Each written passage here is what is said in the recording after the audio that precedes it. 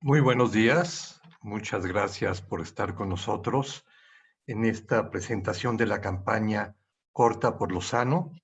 Estaremos en esta presentación miembros de 4 organizaciones de la Alianza por la Salud Alimentaria.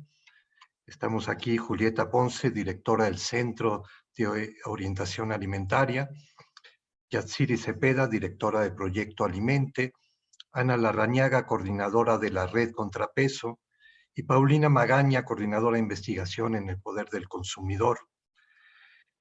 Vamos a presentarles a ustedes la imagen de la campaña Corta por lo Sano, que estará en diferentes aplicaciones.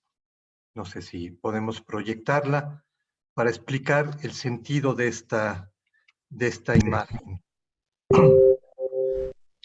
Esta frase de Corta por lo Sano, pues es una frase popular, es una frase que se dirige a una persona en particular para que deje un hábito o una relación que le hace daño y en la que ha estado recayendo una y otra vez.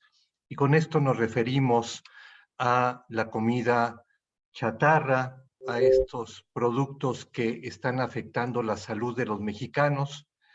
Hay que recordar que México es el mayor consumidor de alimentos ultraprocesados en el mundo, el cuarto en el mundo y el primer lugar en consumo de alimentos ultraprocesados en América Latina. El consumo de estos productos, como lo refiere un estudio y diversos estudios hechos a nivel internacional, pero especialmente uno hecho en América Latina por la Organización Panamericana de la Salud, que es la representación en la región de la Organización Mundial de la Salud, encuentra claramente que a mayor consumo de alimentos ultraprocesados, ¿no?, es mayor el índice en masa corporal de la población. Hay una relación directa entre el consumo de alimentos ultraprocesados y el mayor índice de sobrepeso, obesidad, diabetes y también incluso, ¿no?, de enfermedades cardiovasculares. Desde 2005, la Organización Mundial de la Salud, y nos referimos a la Organización Mundial de la Salud como la máxima autoridad de salud en el planeta, ¿sí? O sea, no estamos nosotros refiriéndonos a alguna percepción personal o una percepción marcada por intereses o conflicto de intereses, estamos basándonos justamente en la evidencia científica internacional y especialmente estos organismos. En 2005 se presenta la Estrategia Global sobre Régimen Alimentario, Actividad Física y Salud. Y ahí ya se establece el llamado de la Organización Mundial de la Salud para reducir el consumo de alimentos altos en azúcares, grasas, sodio. Y es justamente lo que tiene el etiquetado. En 2014, la Organización Panamericana de la Salud, la Asamblea, es decir, los ministros de salud de los países de América Latina y el Caribe, aprueban el Plan de Acción para la Prevención de la Obesidad en la Niñez y la Adolescencia.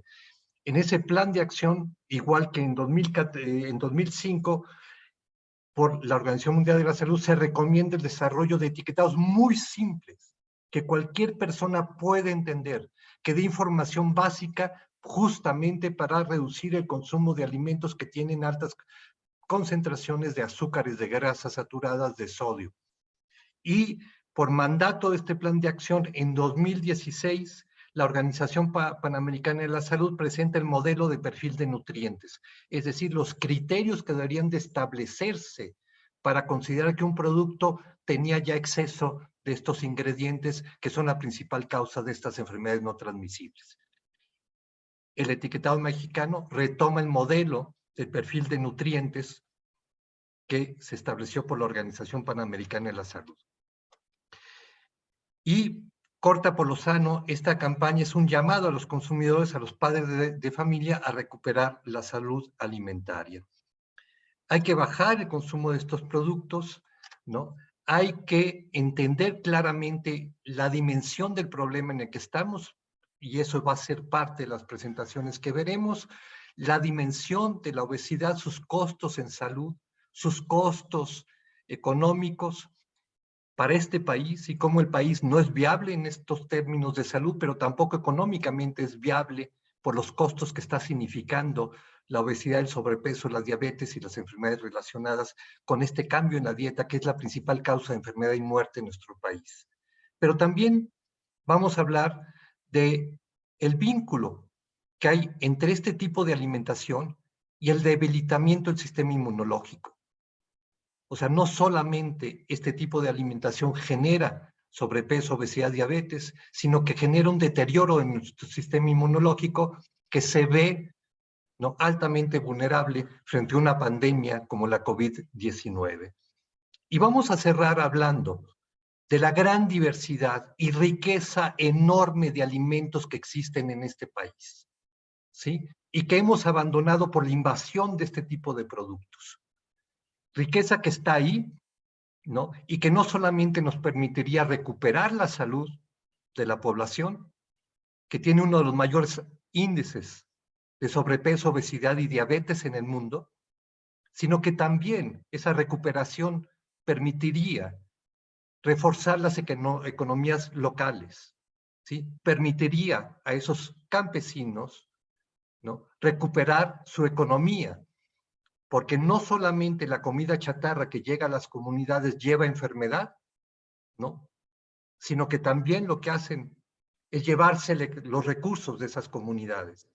Y tenemos ejemplos en los cuales se ha demostrado que cuando las comunidades recuperan, ¿no?, la riqueza alimentaria que hay en sus regiones, el dinero se queda en esas comunidades y no se va con estos camiones. Entonces, no solamente estamos hablando de salud, sino también estamos hablando de economía, de igualdad, ¿no?, y de combatir la pobreza. En ese sentido, quiero darle la palabra en un primer momento a Paulina Magaña para que nos hable del impacto, ¿no?, del sobrepeso, la obesidad en la salud y en la economía de este país. Gracias. Paulina. Gracias, Alejandro. Bueno, voy a compartir mi presentación para empezar a abordar el tema de la causa de la mortalidad por el consumo de estos productos ultraprocesados y el impacto que tiene en la carga económica en nuestro país. Creo que ya se está viendo por ahí la presentación, no sé si me puedan confirmar, pero ya está por ahí. Sí, sí, sí. Muy bien, entonces, bueno, ¿qué impacto ha tenido el consumo de estos productos ultraprocesados en la salud de los mexicanos, pero sobre todo también en las causas de muerte, y qué impacto económico ha tenido al país? Bueno, ya se mencionaba sobre el consumo de estos productos ultraprocesados o comúnmente llamados comida chatarra. Las características, pues, es el exceso de ciertos nutrimentos que mencionamos como críticos por los impactos que tienen a la salud, como el exceso de azúcares, exceso de grasas, exceso de sodio y calorías. Y como bien ya se mencionaba, pues dentro de este estudio que señala la OPS en el 2015, México se encuentra dentro del primer país para el consumo de estos productos. En este sentido, pues estamos viendo un incremento en comparación de otros países. Es una tendencia en Latinoamérica, sin embargo, pues México se lleva el puesto número 1.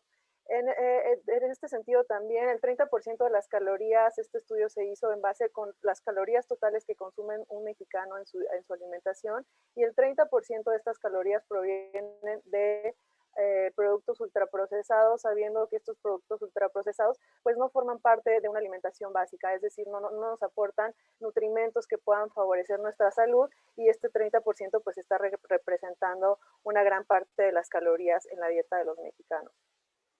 Muy bien. Cuando lo vemos en el tema de las categorías del consumo de estos productos ultraprocesados y los grupos de edad, pues vemos que estos productos inclusive se están consumiendo desde etapas muy tempranas. Una de las categorías que más preocupa es el consumo de bebidas azucaradas. En este sentido, niños de 1 a 4 años, de 5 a 11 años, ya están consumiendo bebidas azucaradas hasta un 80%, y cuando lo comparamos con un grupo recomendado para una alimentación saludable, como es el grupo de las verduras, pues solo un 20 al 25% las consumen.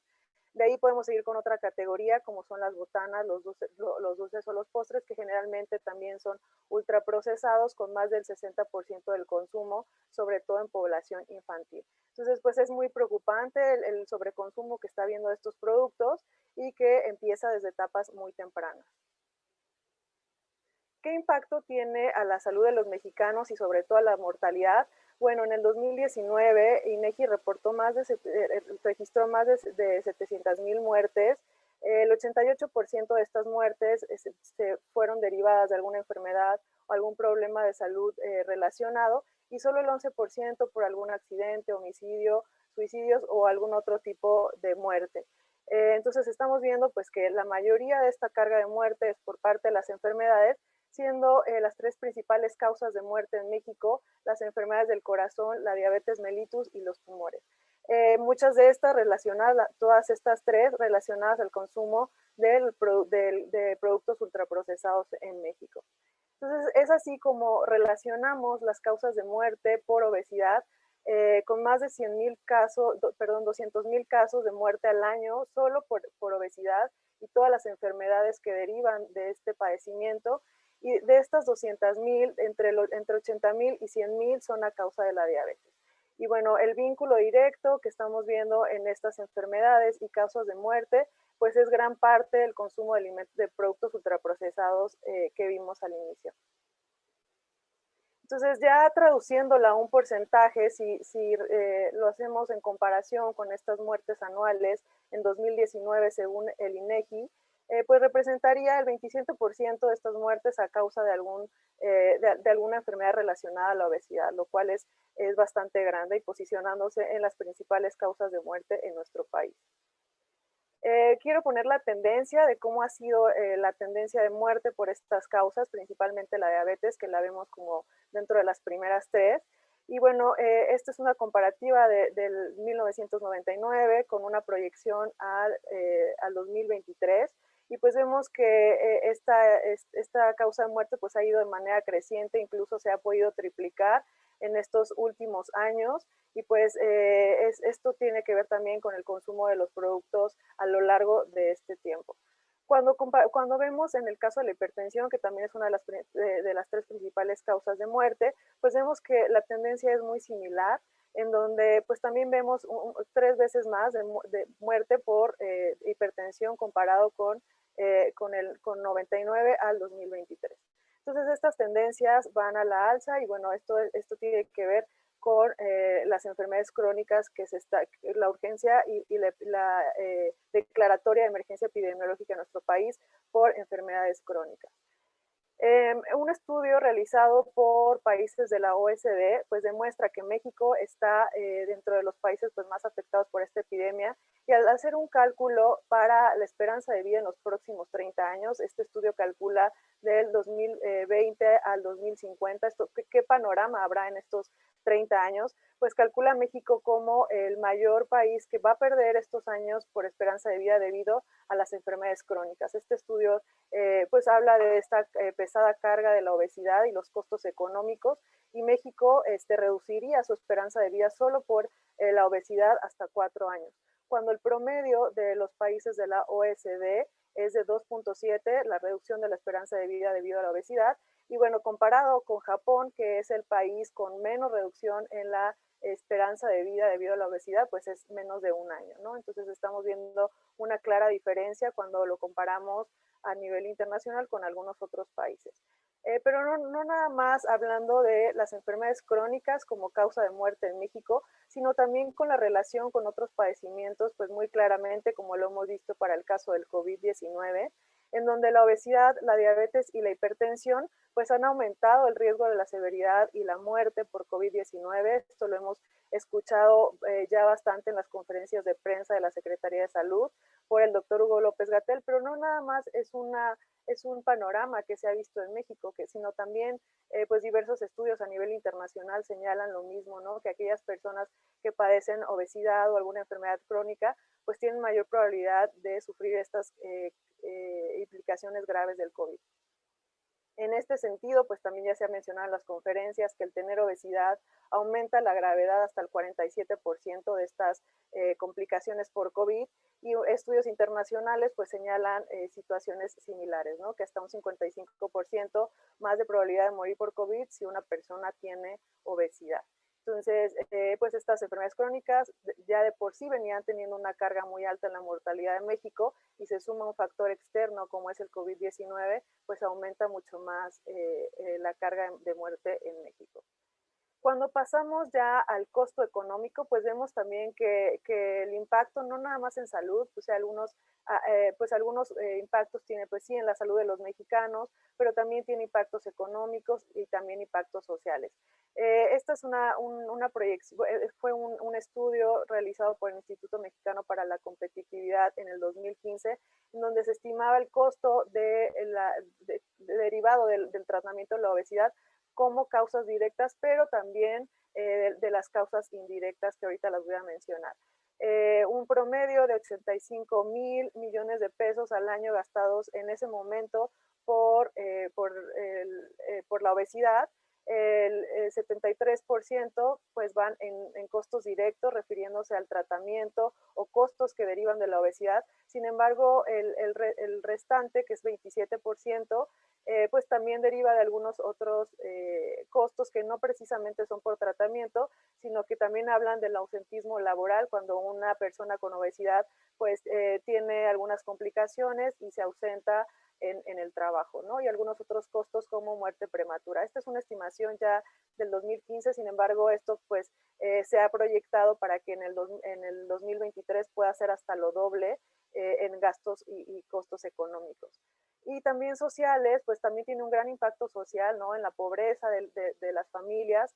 Gran parte de los gastos en salud provienen también de las familias y pues esto genera una mayor pobreza, sobre todo en grupos más vulnerables.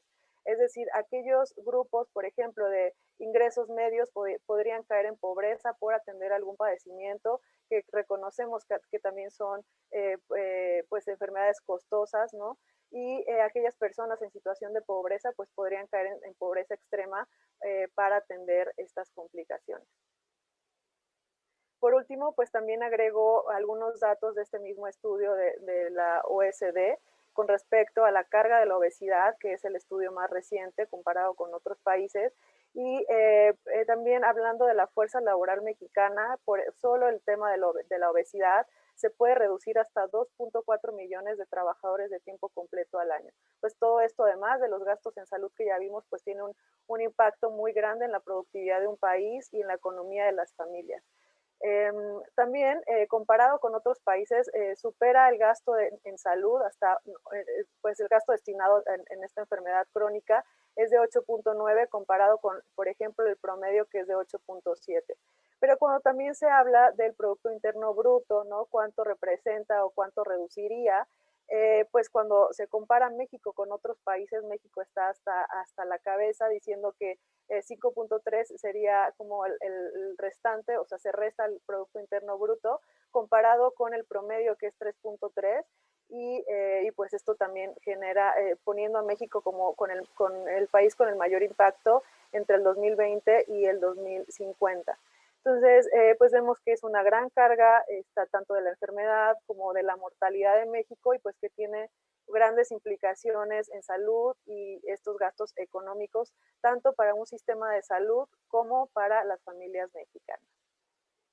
Muchas gracias. Muchas gracias, Paulina. Hay que recordar que nos estamos acercando después de 8 meses de esta pandemia. La cantidad de muertes todavía no llega a ser la cantidad de muertes estimadas anualmente por la diabetes y que se estima en alrededor de 100,000 personas mueren anualmente por diabetes.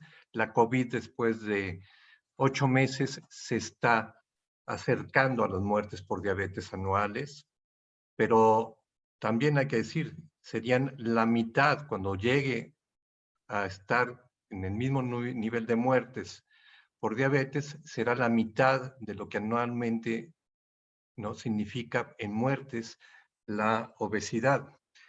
Y los datos que da la Organización Panamericana de la Salud son muy claros y coinciden con los datos de la Encuesta Nacional de Salud y Nutrición que se hacen en México, para demostrar claramente que son estos alimentos, este tipo de dieta, esta dieta que algunos le llaman la dieta occidental, ¿no?, la que está generando este problema. O sea, estos 1,5 millones de puntos de venta que tenemos en todo el país, ¿no?, que deberían de transformarse en venta de otro tipo de alimentos, que deberían ser venta de alimentos más regionales, de productores locales, y de que también la industria baje el procesamiento de estos productos y pueda meter en el mercado alimentos más sanos. Entonces, la causa está muy clara y está muy demostrada. Un ejemplo claramente es que el consumo de azúcar, que es uno de los ingredientes que tiene un mayor impacto en salud, ¿no?, pues la mayor parte viene en las bebidas azucaradas, de las cuales los mexicanos hemos sido de los mayores consumidores. Entonces, queremos darle la palabra ahora a Ana Larrañaga, sin antes mencionar que al final de las presentaciones vamos a presentar algunas imágenes de ya la imagen de la campaña en espectaculares de la Ciudad de México. Vamos a tener alrededor de 10 espectaculares. Sabemos que 10 espectaculares no es nada frente a los cientos de espectaculares y a la publicidad multimillonaria que se hace de comida chatarra en este país, ¿no? Pero bueno, les vamos a presentar eso y les vamos a presentar también un spot de radio que ya a partir del día de hoy en varias estaciones se estará transmitiendo. Tampoco llegaremos nunca, ¿no?, a tener la presencia, y algún momento hemos dicho, si tuviéramos el 10% de lo que invierten ellos, ¿no?, en la publicidad de alimentos no saludables, estaríamos generando un cambio, pero lo hacemos con lo que se puede. Ahora dejamos a Ana Larrañaga, que es coordinadora de la Red Contrapeso, para que nos explique toda la fundamentación del etiquetado frontal de advertencia que tenemos en el país. Muchas gracias, Ana. Muchas gracias a ustedes por esta invitación. Les estoy compartiendo mi pantalla, si me pudieran confirmar rápidamente si la pueden ver bien. Sí, está Sí, bien, Ana. perfecto. Bueno, pues muchas gracias. Buenos días a todos y a todas las personas que nos están viendo el día de hoy. Vamos a revisar de manera muy breve, porque la verdad es que hay muchísima evidencia científica que respalda el cambio en este tipo de etiquetados, y desafortunadamente, pues, no nos daría 10 minutos para verla toda, pero vamos a tratar de hacer una síntesis. Entonces, bueno, ya hace unos momentos, Paulina nos recordaba estas cifras de cómo la mala alimentación es el principal factor de riesgo para desarrollar estas enfermedades crónicas y obesidad, el número de muertes que causan y el porcentaje de calorías en la dieta de la población mexicana que vienen de este tipo de productos, que también es muy importante resaltar que 30% nos puede parecer poco, pero en realidad estamos hablando de productos para que no tienen ninguna necesidad del ser humano de consumirlos, entonces es un 30%, digamos, de carga extra o de alimentos que no deberían siquiera estar en la dieta.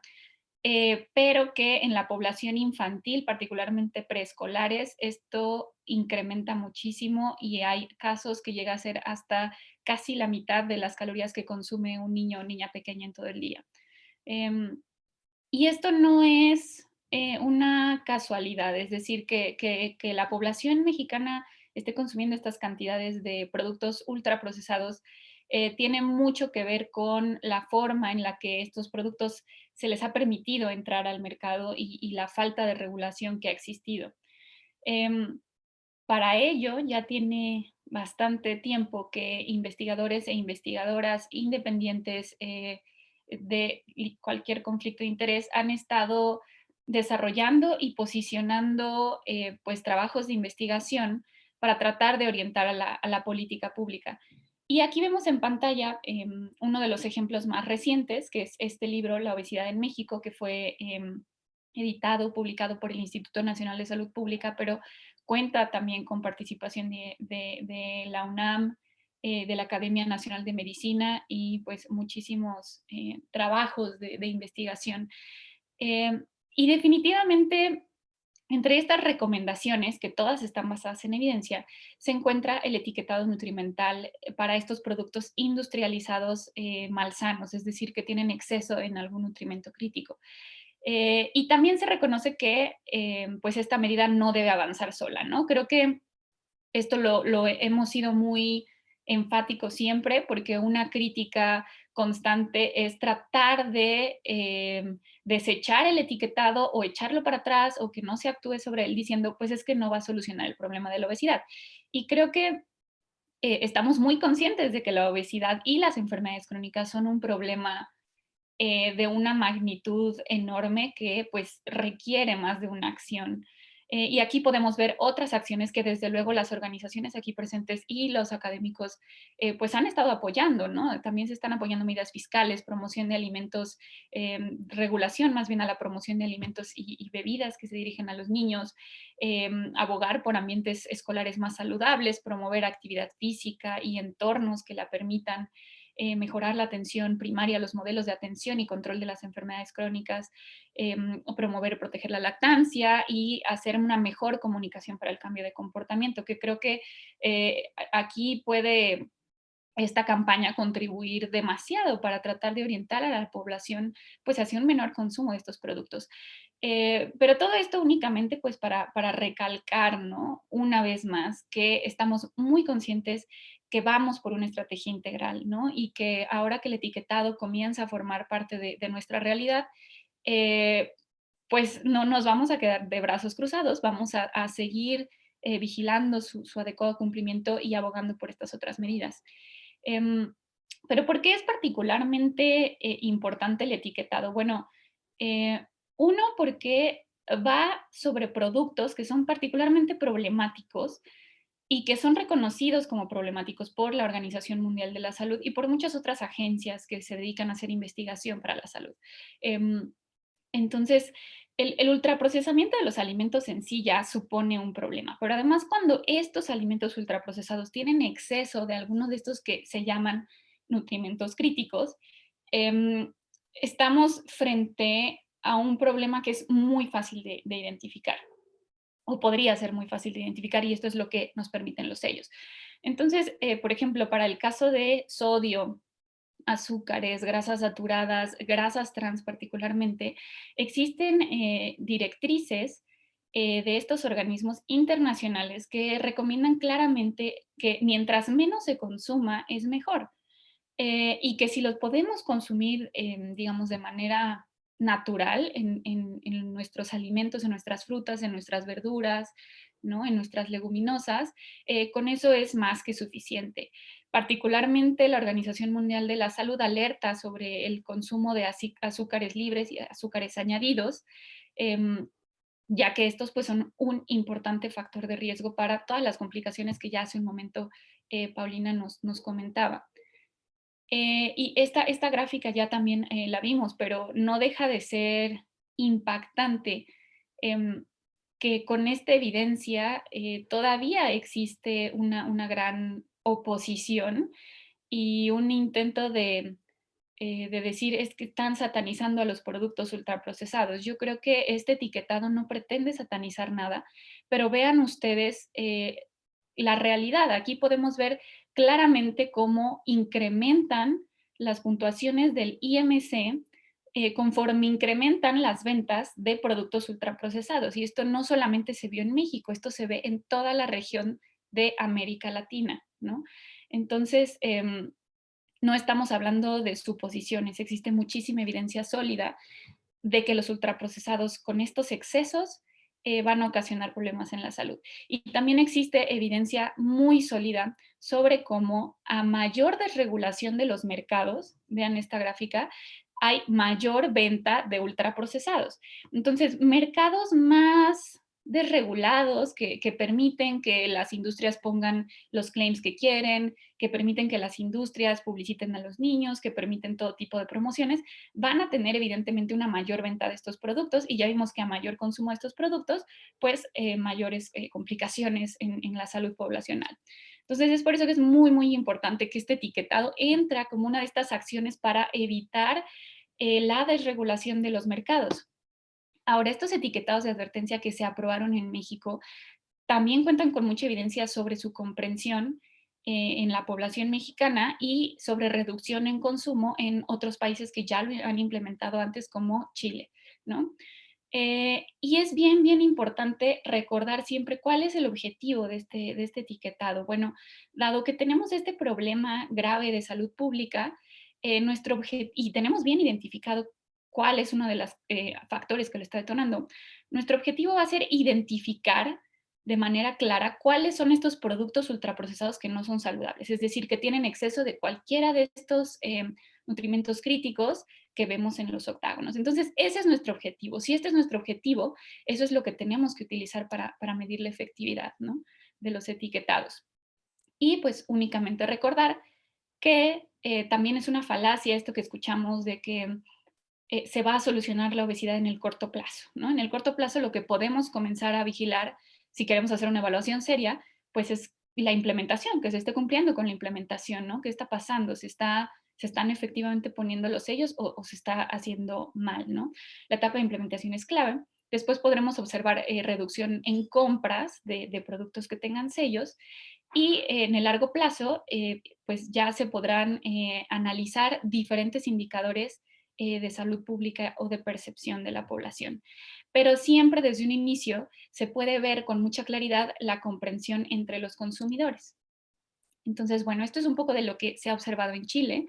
En Chile hubo una reducción de 25% en la compra de bebidas azucaradas, de 14% en cereales de caja azucarados, de 17% menos en postres preenvasados y una reducción muy significativa en la exposición a la publicidad de productos malsanos dirigidos a niños escolares. También el 90% de las madres de estos niños y niñas preescolares referían entender los etiquetados, digamos, el mensaje que les estaba enviando de que esos productos tienen un exceso y valoraban muy positivamente estos sellos de advertencia y se mejoró en un 30% la identificación de aquellos productos que sí son saludables en madres y padres de familia. Esto es clave porque nos habla pues de un efecto protector en la niñez. También pues existen otro tipo de evaluaciones que se han realizado en Chile. De este estudio yo resaltaría que hay algo bien, bien importante, que los etiquetados tienen esta capacidad para cerrar brechas en el acceso y la comprensión de la información. Este estudio demostró que hogares con alto nivel educativo y de ingreso y hogares con bajo nivel educativo y de ingreso mostraron reducciones similares en las compras, es decir, que tanto hogares de altos ingresos y educativos como bajos comprendían, digamos, de manera horizontal la información, les llegaba el mismo mensaje. Esto es muy, muy importante para corregir asimetrías de la información, sobre todo en un contexto como el mexicano en el que las cifras de pobreza son muy altas y la forma en la que llega la información, pues también tiene que ver con estas inequidades. Evidentemente, familias que tienen mayores estudios y mayores ingresos quizá pueden interpretar mejor la información que quienes no tuvieron esas oportunidades, pero este etiquetado lo permite, pues, digamos, aplanar el terreno para todos y eso es muy, muy importante. Y bueno, ya me voy rápido porque estoy consciente del tiempo, pero en México sí se ha evaluado. Otro mito que hemos escuchado es que únicamente se copió el modelo chileno. Bueno, se tomó como base este modelo chileno porque tenía resultados muy sorprendentes como los que ya vimos, pero se hicieron estos estudios en población mexicana. Entonces, a un panel de consumidores mexicanos se les mostraba todos estos diferentes tipos de etiquetado para ver cuál de estos era mejor comprendido.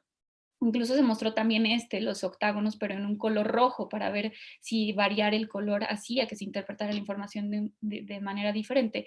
Y los octágonos negros fueron los mejores evaluados y los que cumplían mejor con este objetivo de identificar aquellos productos ultraprocesados con exceso. Entonces, definitivamente es un mito, tenemos bastante evidencia pues sobre el funcionamiento. Esto ha ocasionado un gran apoyo de organismos internacionales como pues el propio director general de la OMS, las agencias de Naciones Unidas en México, UNICEF, han apoyado abiertamente este etiquetado e incluso hay una declaración del Relator Especial de Naciones Unidas sobre el Derecho a la Salud reconociendo que este etiquetado es efectivo para proteger el derecho de acceder a información y de tomar decisiones informadas, entre otros puntos, ¿no?, que enlista. Entonces, bueno, no es sorpresa que este tipo de etiquetado de advertencias se esté convirtiendo en una tendencia en toda la región de América Latina. México no está avanzando solo en este modelo de etiquetado, eso también es muy importante decirlo. Y bueno, ya para cerrar, hay un gran beneficio que nos trae en México el haber empleado el perfil de nutrientes de la OPS. Y es que vean, podemos ver como estas mini barritas, bueno, pues cuando no, otros sistemas, ¿no?, de puntos de corte permitirían que los productores de chatarra, de ultraprocesados, únicamente hagan un producto más chiquito y con eso se libren de sellos. En México esto no va a ser así porque se está utilizando el mejor perfil de nutrientes que existe. Entonces, si quieren quitar algún sello, tienen que hacer una reformulación realmente más saludable, es decir, cambiando la composición del producto, quitando azúcares, quitando grasas, quitando sodio, no únicamente hacer mini chatarritas, ¿no? Entonces, yo creo que la evidencia, bueno, estas son tan solo algunas de las referencias, es muy clara de por qué este sistema de etiquetado pues nos va a traer grandes beneficios y desde luego pues seguiremos al tanto de las evaluaciones que surjan. Muchísimas gracias. Muchas gracias, Ana. Eh, yo creo que la evidencia con la cual se ha hecho el etiquetado, ¿no?, y la evidencia en la cual se basan las políticas que estamos promoviendo desde la Alianza por la Salud Alimentaria, ¿no?, recurren a las mejores fuentes internacionales, han recurrido también a la prueba del propio etiquetado entre los consumidores de nuestro país directamente. Hay que mencionar algo muy importante. Este etiquetado fue elegido en Chile al demostrarse que también no solamente era un etiquetado que era entendido tanto por las gentes de altos estudios o que habían llegado a un nivel educativo alto, como por las personas que tenían una educación muy básica, sino también algo muy importante, que era un etiquetado entendible por los niños. Y en los niños es donde se generan los buenos o los malos hábitos alimentarios. Y este efecto muy importante entre los padres de familia, ¿no?, que se reconoce entre las madres y padres de familia que están utilizando el etiquetado en los países donde ya se ha avanzado, como Chile, como en Perú, ¿no?, y ha empezado en Uruguay. Se está usando para seleccionar estos productos porque es en los niños donde se generan esos hábitos, alimentos extremadamente dulces, ¿no?, o con altos contenidos de grasas o altos contenidos de sodio. Ahora le vamos a dar la palabra a Julieta Ponce. Ella es directora del Centro de Orientación Alimentaria. Muchas gracias, Julieta, y ella va a abordar todo este vínculo que tiene este tipo de alimentación con la obesidad y el sistema inmune. Gracias, Julieta, tienes la palabra. Gracias a ti, Alejandro. Saludo a mis colegas, compañeras y a la gente que nos acompaña. En efecto, esta evidencia no es nueva.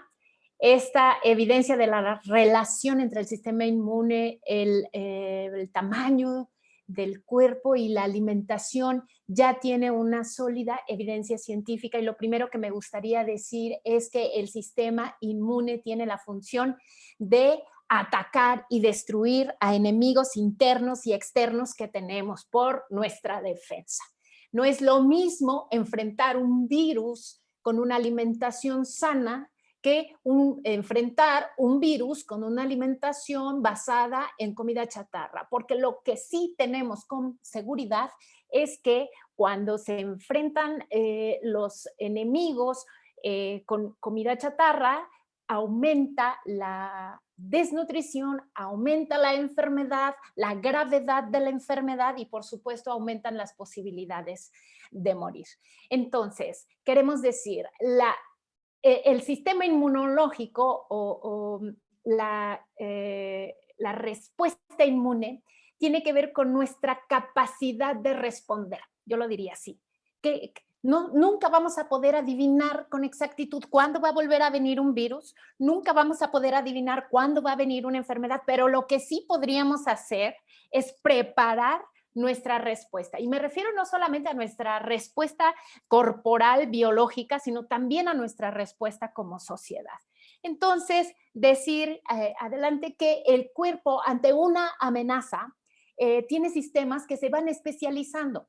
Entonces, de acuerdo al tamaño de la amenaza, nuestro sistema inmune va echando a andar mecanismos de defensa cada vez más sofisticados. En un primer momento, el organismo echa a andar mecanismos de barrera, por ejemplo, la temperatura, el pH, barreras físicas, químicas, pero si este daño o esta amenaza permanece, entonces se echan a andar otros mecanismos innatos o no diferenciados que se llaman, pero si permanece el enemigo, aumenta la sofisticación de la respuesta y entonces empieza a hacer respuestas especializadas. Dentro de estas respuestas especializadas tenemos la inflamación. Nuestro sistema inmunológico puede deteriorarse de dos maneras. Puede haber una inmunodeficiencia, que es cuando el organismo de plano no reacciona ante el enemigo, o puede haber reacciones hiperactivas, que aquí voy a hacer un énfasis en esas reacciones hiperactivas y que tienen que ver con la inflamación. Adelante. Entonces, cuando queremos definir qué es la inflamación, podríamos nosotros decir que es una respuesta local a un daño celular que está caracterizada por echar a andar procesos biológicos. Uno de estos es que aumenta el flujo sanguíneo, aumenta el diámetro por donde pasa la sangre, hay una vasodilatación capilar, también empieza una infiltración de glóbulos blancos, que son los que se cuentan cuando hay un riesgo en el cuerpo, se miden, se cuentan estas células para dimensionar de qué tamaño es el enemigo que anda por ahí, y esto a su vez está generando mediadores de inflamación. Estos mediadores de inflamación que se reconocen característicamente por ser citoquinas, estas citoquinas ya las podemos medir en sangre en un laboratorio, pero eran estas sustancias que antes nosotros medíamos en personas que tenían enfermedades autoinmunes, enfermedades graves, en una persona que padecía un cáncer o un lupus, es decir, otras enfermedades, y nunca nos habíamos imaginado que también en personas que viven con sobrepeso y obesidad íbamos a empezar a ver estas sustancias. Entonces, estos mecanismos de respuesta inflamatoria corporal se desencadenan por varias razones. Adelante. Una de estas razones es la obesidad por sí misma. La anterior, por favor. Entonces, la obesidad, por un lado, genera estos procesos inflamatorios, es decir, daño celular, pero también la evolución natural de la diabetes, la evolución natural de enfermedades cardiovasculares, una evolución del cáncer por sí mismas. Estas enfermedades ya están provocando procesos inflamatorios. Pero miren lo que sucede. También con la exposición crónica o continua a la comida chatarra se están generando procesos inflamatorios. Por lo tanto, este fenómeno que vemos en México es el caldo perfecto para hacer procesos inflamatorios crónicos, es decir, por más de 3 meses, más de 6 meses, es decir, por años que estén provocando esta inflamación, aunque debemos reconocer que la obesidad está reconocida como un proceso crónico, aunque leve. Es decir, el organismo está expuesto a llamadas de atención de que hay un enemigo, pero todo el tiempo. Esto es interesante analizarlo porque una persona que vive con sobrepeso ya está generando procesos inflamatorios, pero una persona, aunque viva sin sobrepeso, pero está expuesta a productos ultraprocesados, también genera estos procesos inflamatorios. Esta inflamación, quiero hacer también la aclaración que es como una campana que llama la atención del sistema inmune. ¿Qué pasa si permanentemente está esta campana sonando termina por ser insuficiente para llamar la atención del sistema inmune. Quiere decir que todo el tiempo está trabajando y es incapaz de reconocer cuándo verdaderamente hay un riesgo. Es decir, como población nos hemos ido acostumbrando a convivir con el riesgo y por eso este proceso inflamatorio, y yo lo llamaría quizá también en una metáfora como una inflamación social que se va aumentando, nos hemos ido acostumbrando de tal manera al riesgo que aprendimos a vivir con el elefante grande sentado en la sala con nosotros, sin ya llamarnos la atención. Entonces, por esta razón, las personas en México tienen más posibilidades de morir por un virus como la COVID-19 y probablemente podría explicar por qué la tasa de mortalidad en México nos ha llevado a ser uno de los países con más muertes por COVID-19, a pesar de que otros países tienen una tasa mayor de diabetes y me refiero especialmente a China. China tiene más tasa de diabetes que México, sin embargo, tiene una tasa de mortalidad menor. Entonces, ya decía yo, la obesidad la vamos a considerar como un proceso inflamatorio crónico, es decir, permanente, pero leve. Entonces, ya está comprobado que el aumento de mediadores inflamatorios en la sangre es directamente proporcional al aumento de la grasa corporal. Entonces, como decíamos, llega el momento en que somos incapaces de responder con mecanismos expertos en destruir a los enemigos. Entonces, está reconocido que, por ejemplo, el exceso de calorías, el exceso de grasas saturadas, el exceso de bebidas azucaradas por sí mismas, echan a andar estos procesos inflamatorios. También las harinas refinadas que tienen alto índice glucémico, es decir, que elevan la glucosa rápidamente, pero también en el pan dulce, voy a dar algunos ejemplos, los sustitutos de crema para café, las carnes procesadas, las galletas con relleno, los omega 6 que están, por ejemplo, en la comida ultraprocesada de cadenas, como pueden ser hamburguesas de cadena, pizzas de cadena. Imaginemos todo esto, estas sustancias que están ahí. Y ahora sí, la que sigue, por favor, quisiera en el último minuto decir esto. Estas sustancias que son proinflamatorias justamente son las que está haciendo señalamiento el nuevo etiquetado. Por eso dice exceso, porque es una advertencia, tiene que llamar la atención. Es como si nosotros quisiéramos llamar la atención del sistema de defensa. Lo que nos parece grave es que si nosotros sabemos que los fabricantes ponen estas sustancias en los productos no para aumentar la nutrición ni el contenido nutricional, al contrario, la intención de poner estas sustancias en los productos, como podemos ver en la imagen, es que puedan mantener sus ganancias o aumentarlas a costillas de disminuir la materia prima donde está la nutrición. Entonces bajan el costo de la materia prima y al bajarlo tienen que aumentar otras sustancias que le permiten al producto mantenerse por más tiempo en el anaquel. Si nosotros hiciéramos un análisis de grasas trans, azúcares o endulzantes como el jarabe de maíz de alta fructosa y el sodio, estas tres sustancias que son las principales proinflamatorias, están orientadas a mantener por más tiempo el producto en el anaquel y esto sin duda no representa mayor nutrición, sino mayores ganancias para quienes los fabrican. Entonces yo quisiera concluir con tres reflexiones.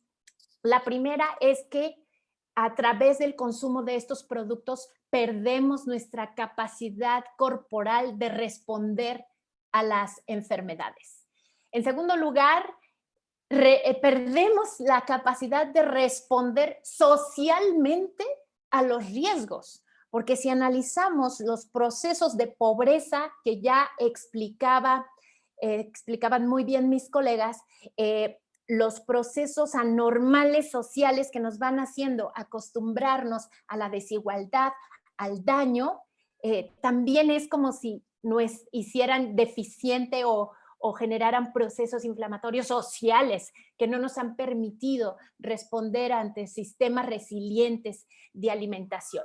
Y en tercer lugar, decirles, y con esto sí termino, que los efectos invisibilizados en nuestro cuerpo, ocasionados por terceros, y que no sean por una decisión personal, es un asunto de justicia. Es por eso que el etiquetado, el nuevo etiquetado de advertencia tiene una sólida base en la defensa de nuestro derecho a la alimentación y a la salud. Muchísimas gracias, Julieta. Muy claro, esta campaña tiene una leyenda principal que es corta por lo sano para realizar y llamar a este cambio. Y tiene una segunda frase que se refiere justamente a lo que menciona Julieta Ponce. Combate la obesidad, fortalece tu sistema inmune. Es muy importante las políticas de prevención. En 2016 tuvimos la declaratoria en México de epidemia, declaratoria de emergencia epidemiológica por obesidad y también una declaratoria de emergencia epidemiológica por diabetes. Somos el único país en el mundo que ha hecho declaraciones de emergencias epidemiológicas por enfermedades no transmisibles. Que podemos decir no transmisibles, ponerlo en duda, en efecto no son virus, no son mosquitos, ¿no?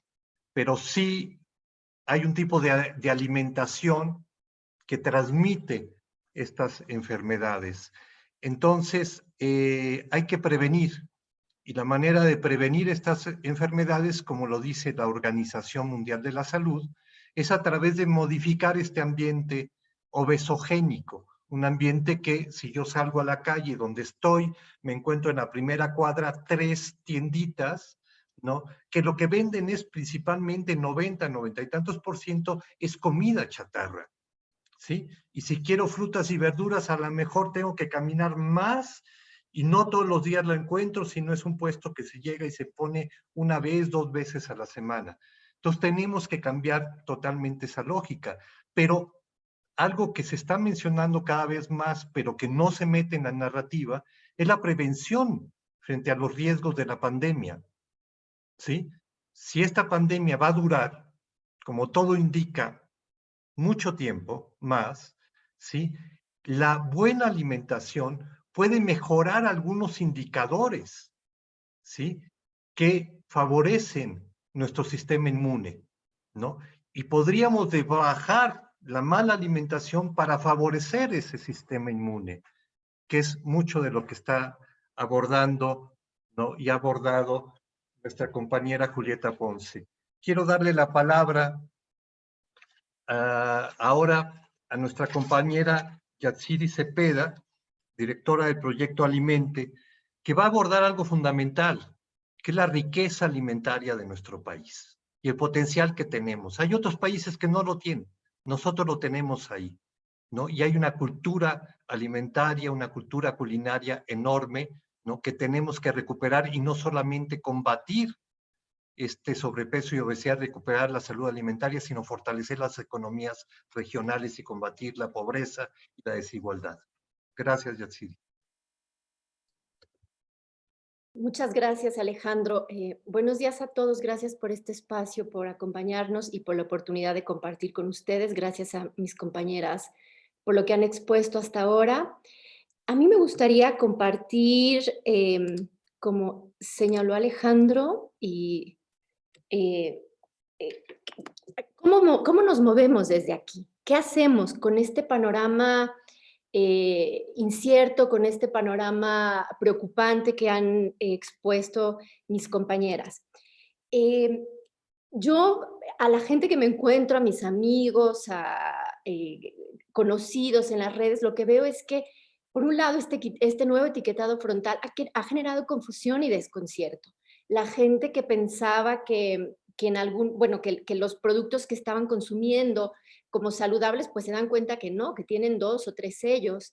Este desconcierto, por supuesto, se agrava ante la crisis sanitaria que vivimos y pues que Julieta ya nos ha explicado maravillosamente la relación entre la alimentación y el sistema inmunológico, pero también es muy preocupante lo que estamos viendo respecto de las comorbilidades de COVID-19 y la forma en la que nos alimentamos. Entonces, aquí una idea central es que es la invasión y la destrucción en los ecosistemas naturales y la vida silvestre la que ha generado, como ya sabemos todos, pues esta pandemia de COVID-19. Sabemos que es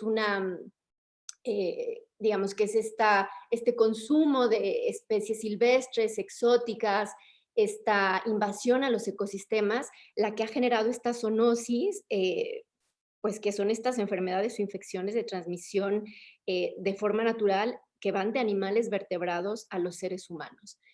Y entonces, lo que tenemos que tener en cuenta es que la salud humana está intrínsecamente vinculada con la salud de los ecosistemas. Y la salud de los ecosistemas también depende de y está determinada por la integridad de la diversidad biológica y cultural. Yo ahora quiero hablar sobre esta relación que ha habido entre la transición hacia una dieta globalizada y la pérdida de la diversidad biocultural, pero también la oportunidad enorme que tenemos de recuperar la dieta tradicional mexicana de las diferentes regiones que conforman al país, pues para abordar estas problemáticas que han presentado mis compañeras. Y aquí, estas son unas fotografías de Peter Menzel que muestran, es una serie que muestran las dietas de diversos lugares del mundo. Esta es una dieta, muestra la dieta de Bután en una semana, lo que consume esta familia en una semana. Y pues vemos que son alimentos que no tienen ningún tipo de etiqueta. Perdón, Yasiri, sí. no se está viendo, no se está viendo. ¿Quieres que te ayuden Okay. a proyectarla? Perdón. Ay, perdón, pensé que estaba Sí, yo compartiendo. no hay mi ningún pantalla. problema. Vemos de recuperar la proyección, ya que Está. estás. Ahí está, perfecto. Faltaría poner la imagen Muy en bien. grande. A ver si. Gracias, Alejandro.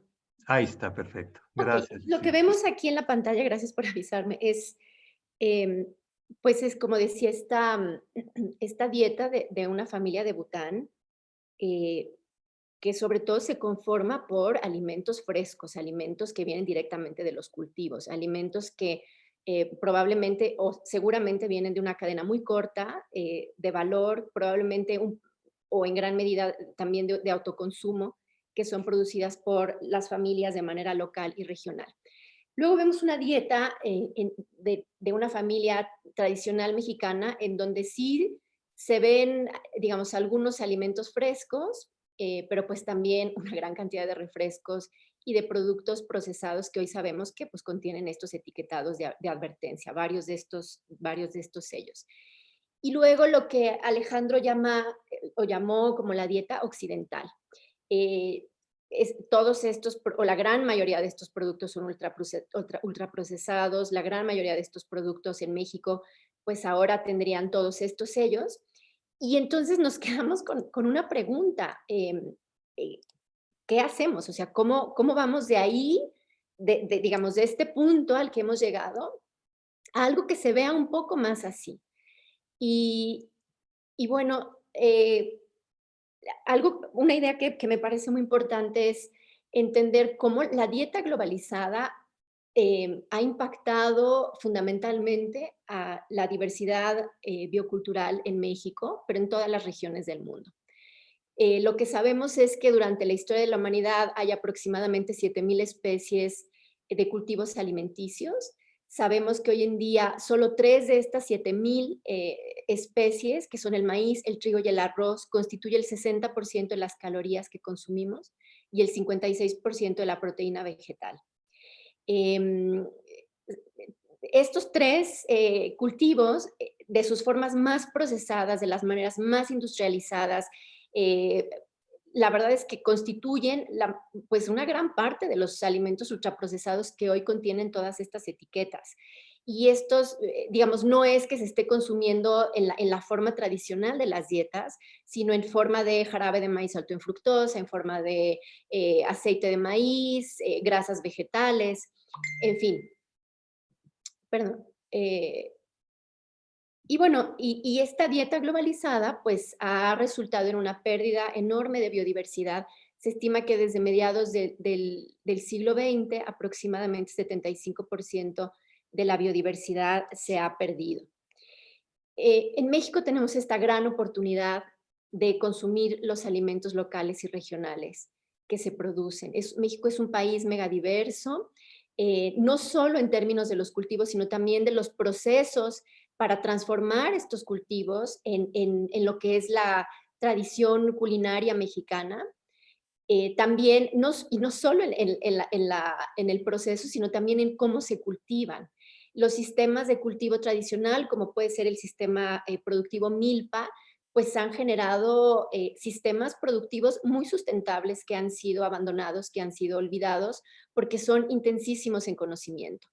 Y pues ahora lo que se ha, digamos, por lo que se ha optado es por proveer insumos externos en vez de fortalecer las capacidades de los productores de la agricultura familiar para que puedan seguir con estos sistemas de policultivo como el sistema milpa. A partir de estos sistemas productivos tradicionales es que México ha sido, y bueno, también obviamente por sus características biofísicas naturales, México es el centro de origen, domesticación y o diversidad genética de más de 130 especies que son importantes para la agricultura. 25 de estas especies son las más utilizadas comercialmente a nivel mundial. México es centro de origen de, por ejemplo, el agave, el amaranto, el chile, el frijol, el chayote, la vainilla, el maíz, papaya, dalias, girasol, camote, ortiga, zapote, nopales, tunas, aguacate, tomatillo, mamey, guayaba, cempasúchil, cacao, jícama. Una diversidad de alimentos con un increíble valor nutricional. Que forman parte de la base de la nutrición humana y animal, no solo en México, sino en el mundo, como ya lo mencionaba. Y entonces estos productos pues, son resultado también de una gran acumulación de conocimientos tradicionales que han derivado en estos ecosistemas, digamos, ya intervenidos por el hombre, que pueden ser, entre otros, el sistema productivo milpa, que toma diversas formas y diversos nombres, dependiendo de la región de México de la que hablemos. Este es un sistema agroforestal tradicional de origen prehispánico. El cultivo principal y alrededor del cual giran otros cultivos es el maíz, pero pues también puede incluir frijol, calabaza, chile, quelites, insectos, y no solo cultivos, digamos, del sitio, sino también está complementado por prácticas de pesca, prácticas de ganadería, silvicultura, que de su manera tradicional son mucho más sustentables que lo que vemos en el sistema alimentario actual. El sistema productivo milpa es un agroecosistema complejo que favorece las interacciones ecológicas benéficas. Entonces, aquí, por ejemplo, las malezas que son consideradas negativas en otros sistemas productivos, pues aquí toman la forma de quelites, que son forrajes comestibles de un increíble valor nutricional. Algunos insectos también que en otros sistemas de monocultivo pueden ser considerados como nocivos, pues aquí son, por ejemplo, chapulines, que complementan de una forma increíble el consumo de proteína en estos sistemas. Estas presencias de malezas o de insectos que en otros sistemas, como menciono, se ven de manera negativa, aquí no solo se toleran, sino que se promueven por su gran importancia alimentaria. Como mencionaba, el manejo y la composición de estos cultivos pues cambian dependiendo de las áreas geográficas.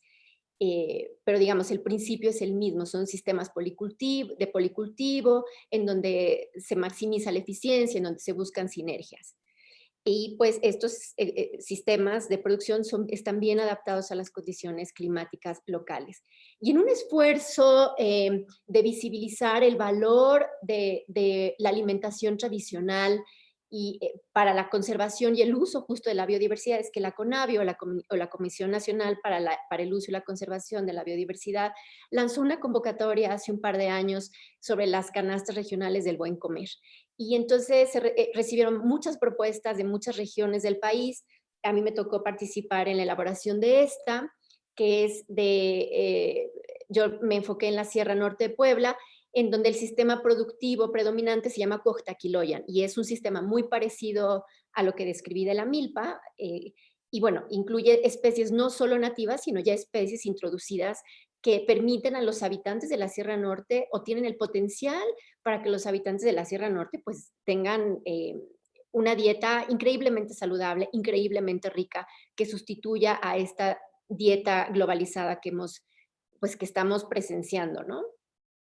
Aquí, como podemos ver, pues tenemos un plato, el buen comer, en donde pues la gran parte del plato está conformado, o quisiéramos que estuviera conformado, por hojas verdes y verduras como el chayote, que allá le dicen espinoso, o la guía de espinoso, o digamos las hojas de chayote, tequelites, hojas de mafafa, hierba mora, chocoyoli, chile, hongos.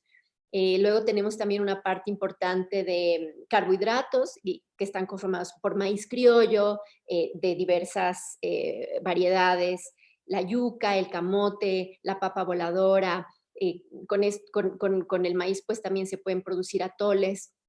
Y luego tenemos la proteína animal y también la vegetal. Entonces ahí tenemos también variedades de aves como guajolote, pollo. Tienen también ellos variedades muy importantes de peces, de acuacultura, el pipián, que se produce a partir de las pepitas, el huevo, las habas, el frijol, el alberjón. Y bueno, y tenemos frutas como calabaza, chapulín, maracuyá, plátano, papaya, naranja, guanábana. Todo esto complementado con bebidas, básicamente agua natural, pero también café y té, que son cultivos que pues están presentes en la zona, y aguas de frutas. Otras fuentes de grasa que pudieran conformar esta canasta del bien comer, específicamente para la Sierra Norte del Puebla, pueden ser el aguacate, el piñón, la manteca del puerco, la nuez de macadamia y el ajonjolí. Todos cultivos presentes en el Cuaujtaquiloyan. Especias como la canela, la pimienta y el ajo también están presentes. Y bueno, la miel, que es una miel muy particular de Melipona, que ahí en esa región, particularmente de Cuetzalan, conserva todavía usos medicinales de estas abejas sin aguijón. Yo les recomiendo mucho que chequen las canastas regionales de otras zonas. Hay canastas regionales para absolutamente todo México. Hay bases de datos que tienen las propiedades nutricionales de cada tipo de quelite. Hay un trabajo muy importante que ya ha hecho también el Instituto Nacional de Ciencias Médicas y Nutrición Salvador Subirán, y pues de todos, en fin, de toda la variedad de cultivos que se encuentran en México. A mí me gusta mucho esta cita de Carbueje, y él dice: cuando se coman un tlacoyo, piensen que es la experiencia de 350 generaciones de abuelos y abuelas. Entonces, recordar que es esta dieta tradicional mexicana la que permitió el florecimiento de las civilizaciones, que la que permitió a todos nuestros ancestros tener una condición de salud sana, y que ahora parece ser que por primera vez pues los niños están más enfermos que las generaciones anteriores, específicamente pensando en términos de alimentación y las enfermedades no transmisibles con las que está relacionada la alimentación. Y bueno, la insostenibilidad del sistema alimentario, pues, digamos, no solo se refleja en la salud pública, sino también en los niveles de pobreza y de marginación que paradójicamente sufren los pequeños productores. Entonces, las personas en México y en el mundo que mayor inseguridad alimentaria tienen pues son los productores de la agricultura familiar, los pequeños campesinos. Y esto se debe a un problema sistémico. Hemos visto ahora con la pandemia del COVID que las cadenas cortas de alimentación pues son la columna vertebral de lo que debería de ser un sistema de alimentación. Y hemos visto también claramente que el sistema alimentario globalizado que nos lleva a esas dietas de ultraprocesados, pues es increíblemente eficiente, pero también tremendamente vulnerable. Y que con cualquier falla en este sistema, pues todo se derrumba, y hay muchas personas que quedan sin comer y hay mucha comida que se desperdicia porque no encuentran estos canales de comercialización que funcionan perfecto cuando, digamos, cuando todo está bien. Hay una relación muy íntima entre los productos de una dieta tradicional, local, regional, con estas cadenas cortas de alimentación. Estas cadenas cortas de provisión de alimentos son una alternativa a las cadenas de valor largas y globalizadas y juegan un papel cada vez mayor en la red de provisión de alimentos. Esto era en 2013 y creo que su importancia se vuelve innegable y fundamental en eventos como el que vivimos ahora con la pandemia y que seguiremos viviendo por el cambio climático y por otras zoonosis.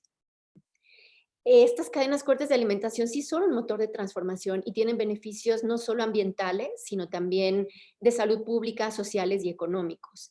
Los beneficios ambientales, pues bueno, tienen digamos, el impacto ambiental es muy distinto si consumimos peras que fueron producidas en Asia del Sur y que fueron empaquetadas en Estados Unidos y que llegan a México después de un largo trayecto, con muchísimos empaques, digamos, ni siquiera podemos rastrear bien cuál es el camino de esos productos.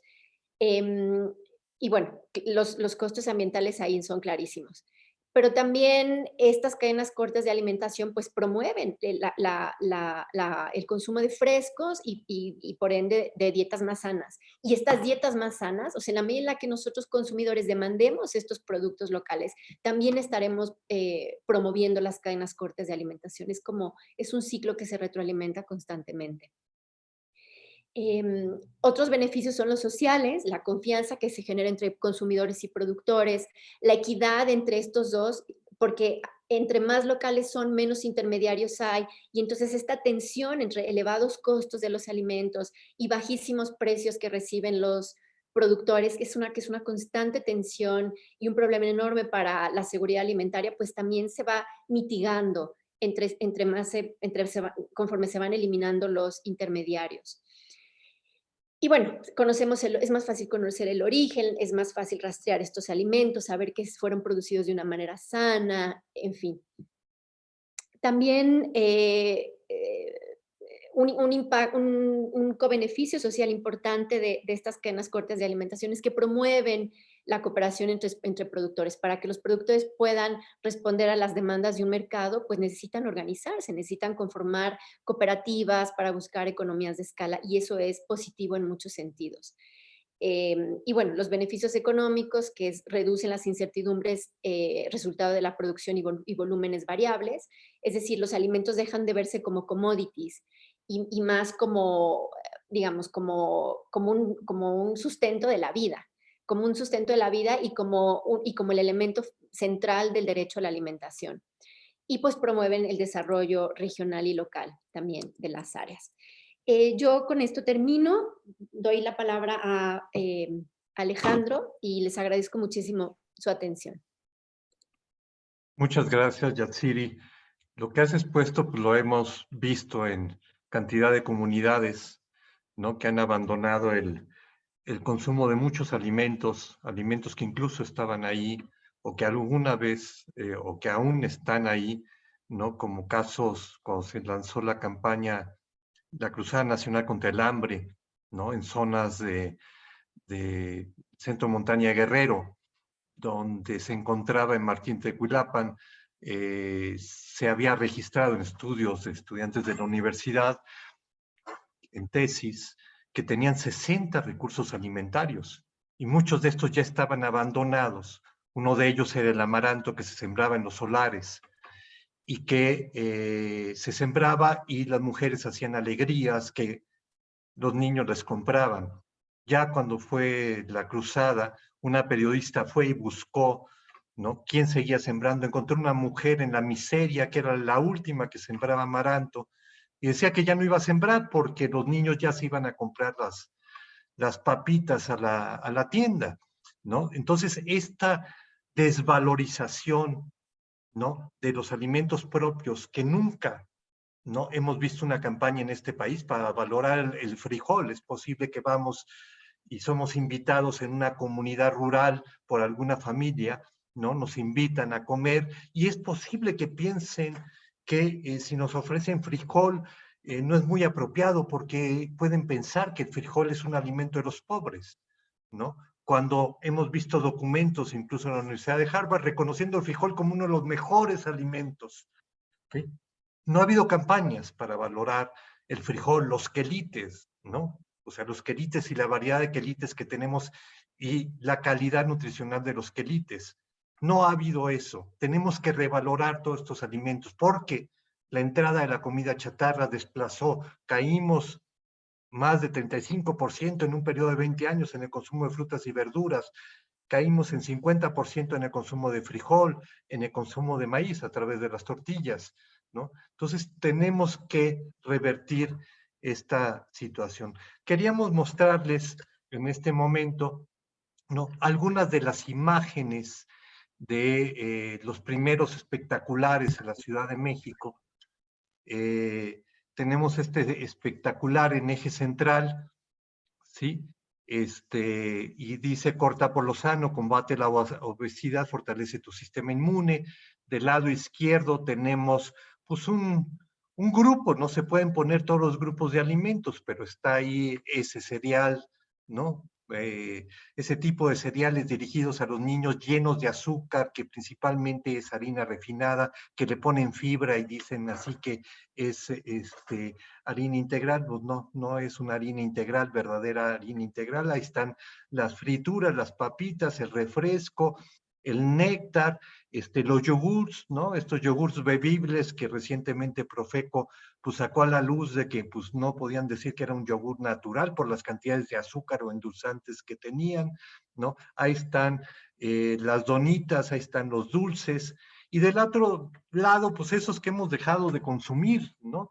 La fruta, la verdura, ¿no? Las tortillas, ahí a un lado se puede ver la avena, ¿no? Entonces, es cortar por lo sano, es hacer un cambio, llamar a la gente a recuperar nuestros alimentos en este país tan rico en diversidad biológica y cultural que nos han dado, ¿no?, alimentos muy, muy, pues no solamente a los mexicanos, ¿no?, sino como ya se expresaba a todo el mundo, ¿no? Entonces, si vemos otra de las imágenes en la calle, ¿no? Esta es otra imagen, creo que esta es, pues ya no me acuerdo, esta creo que es en Viaducto, ¿no? Entonces, bueno, como decíamos, tenemos otra tercera imagen. Sí, esta es de la de Viaducto, si no me equivoco. La otra creo que era patriotismo. Pero bueno, pues tratamos de hacer algo frente a esta situación donde, pues, a comparación de unos 10 espectaculares que tendremos la posibilidad de poner en la Ciudad de México, bueno, pues tenemos cientos y cientos y miles en toda la República, ¿no?, que incitan al consumo de estos productos. Profeco empieza a hacer algo importante de que no puedan estar hablando de que tienen cualidades, muchos de estos productos que tienen cualidades nutricionales o algunas cualidades en salud. Antes de pasar a las preguntas por parte de los medios de comunicación y quienes nos están siguiendo, quisiera que pudiéramos escuchar poniendo en imagen la campaña, la imagen de la campaña, el spot, como estaba mencionando, el día de hoy sale esta campaña en algunos espectaculares y en spot de radio. Entonces, ustedes saben, los spots de radio pues, son muy cortitos, ¿no? No nos da para la televisión abierta, imposible de hacer publicidad a la campaña. Y no es publicidad, son campañas de educación, de generación de conciencia, ¿no? Pero bueno, los spots de radio son de 30 segundos, entonces lo vamos a escuchar. Hay cosas que te atrapan, hay cosas que te matan. Ya no te hagas daño, corta por lo sano. Ahora sí, con el nuevo etiquetado de alimentos y bebidas, podrás hacer elecciones más saludables. Cuidemos la salud de nuestras familias. Combate la obesidad y fortalece tu sistema inmune. Ya no te hagas daño, corta por lo sano. Alianza por la Salud Alimentaria. Bueno, como este spot de radio pues es muy diferente a lo que habíamos hecho porque pues siempre estábamos demandando la política, queríamos que la gente tuviera conciencia de la dimensión de estas epidemias de sobrepeso y obesidad, pero pues ahora es algo más festivo, más alegre, porque ya tenemos un etiquetado y lo que queremos es que a pesar de las campañas que hace la industria para confundir, generar dudas sobre la eficiencia del etiquetado, que pues está muy documentado en todo el mundo, lo hicieron en Chile, lo hicieron en Perú, lo han hecho en Uruguay, ¿no? No, pues lo que queremos es que la gente utilice el etiquetado, que haga elecciones más saludables a través de esta campaña y bueno, pues por eso el spot tiene este sentido, este sentimiento de alegría y de oportunidad. Lo vamos a escuchar por otra ocasión. Hay cosas que te atrapan, Hay cosas que te matan. ya no te hagas daño, corta por lo sano. Ahora sí, con el nuevo etiquetado de alimentos y bebidas, podrás hacer elecciones más saludables. Cuidemos la salud de nuestras familias. Combate la obesidad y fortalece tu sistema inmune. Ya no te hagas daño, corta por lo sano. Alianza por la Salud Alimentaria. Gracias. Vamos a pasar ahora, Denise Rojas, yo creo que nos va a leer algunas, le pido a las compañeras si prenden sus cámaras, ¿no? Va a haber unas preguntas de los medios y de los asistentes. Muy buenos días. Pues también les recordamos a los medios que nos acompañan y a las personas que están viendo esta transmisión por Facebook que pueden dejarnos sus preguntas y con gusto las vamos a leer y darles respuesta. Si quieren las leo para que después las podamos comentar. La primera es... como mencionaron que las harinas refinadas también son dañinas para la salud, ¿esa advertencia viene ya implícita en alguno de los sellos? ¿O debemos dar por entendido que si algún pan o galleta tiene un sello es porque tiene refinado?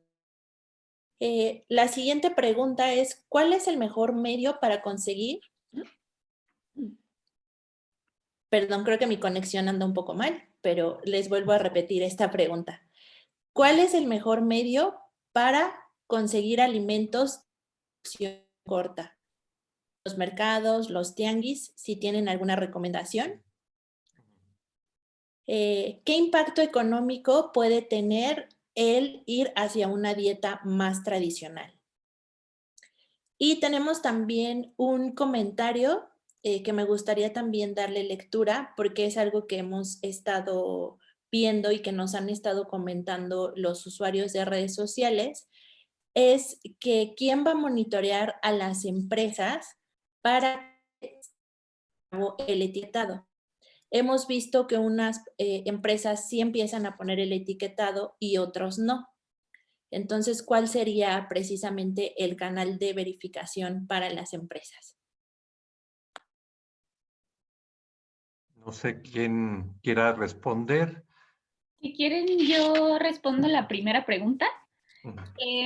Sobre las harinas, es importante que la norma habla que productos de un solo ingrediente no serán candidatos a portar un etiquetado. Por ejemplo, aquí entra costalitos de frijoles, arroz, ¿no? O sea, todos estos productos que realmente solamente tienen un solo ingrediente y no tienen nada añadido. Con las harinas, sí podemos tener harinas que tengan sellos si a la harina le añadieron algo, o sea, si es una harina que tiene añadido sodio o algún azúcar. Por ejemplo, hay algunas mix como harinas ya instantáneas para que hagas, no sé, un pastel de chocolate y solamente le pones huevo y ya se hace el pastel, ¿no? Estas harinas por lo general ya vienen pues con azúcares añadidos, entonces estas sí las encontraremos con sello, y aquellas que no tengan nada añadido, por ejemplo, una harina de maíz, que no tenga nada, pues probablemente no lo tendrá. Entonces aquí pues la invitación es a que si ustedes van a comprar un costalito de este producto de harina, pues busquen el que no tenga sellos, ¿no? Porque significará que no le añadieron nada. Las otras preguntas, no sé, sobre cadenas sobre cortas. Julieta. Pues en realidad me parece que Yatsiri podría responder más sobre cadenas cortas. A mí me llama la atención este impacto económico de transformar nuestra alimentación y efectivamente por el conteo de los productos ultraprocesados que una familia deja de comprar, probablemente representa del 25 al 30% del total de lo que se gasta en alimentos, es decir, sería un ahorro. Y por otro lado, decir que el consumo de verduras frescas en México representa un impacto del 5% en el gasto a las familias, más en promedio. Entonces, en realidad, si se aumenta el consumo de vegetales o de productos, o de variedades vegetales, cualquiera que sean estas, tubérculos, granos, semillas leguminosas, semillas oleaginosas, el impacto puede ser de menos del 10%. Gracias, Alejandro. Sí, definitivamente el lugar en donde adquirimos los alimentos tiene un impacto muy importante en el tipo de alimentos que compramos. Entonces, yo, por ejemplo, la verdad es que he visto poquísimos sellos durante estos meses porque todos los alimentos los compro en mercados de pequeños productores, en sitios que sé que comercializan productos de la agroecología, entonces son productos frescos.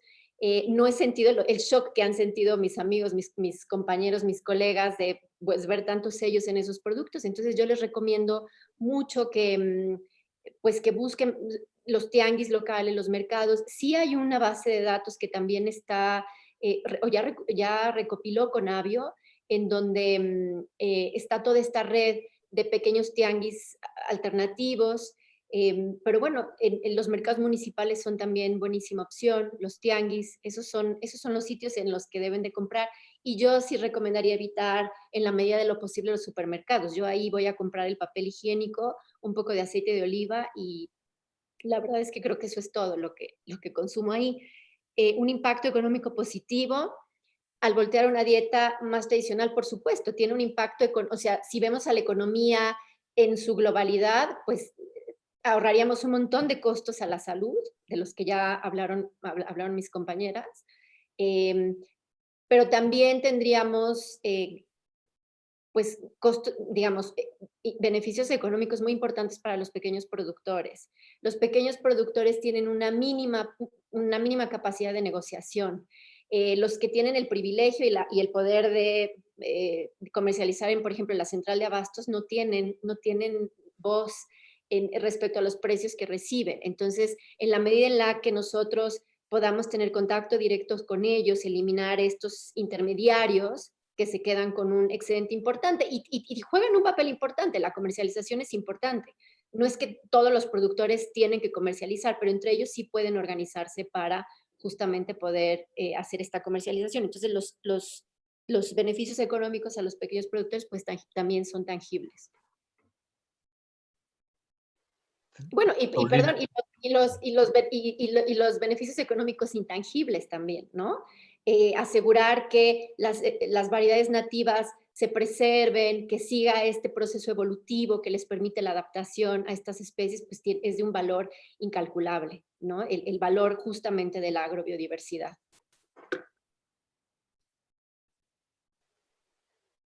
Bueno, yo podría responder la pregunta sobre la implementación del etiquetado y por qué algunos productos se están viendo con sellos y algunos otros no. Bueno, también recordar que no todos los productos van a tener sellos, es decir, pues si buscamos un producto que no tenga estas grandes cantidades de azúcares añadidos, como ya lo mencionó Yatsiri, pues no vamos a encontrar en todos los productos estos sellos.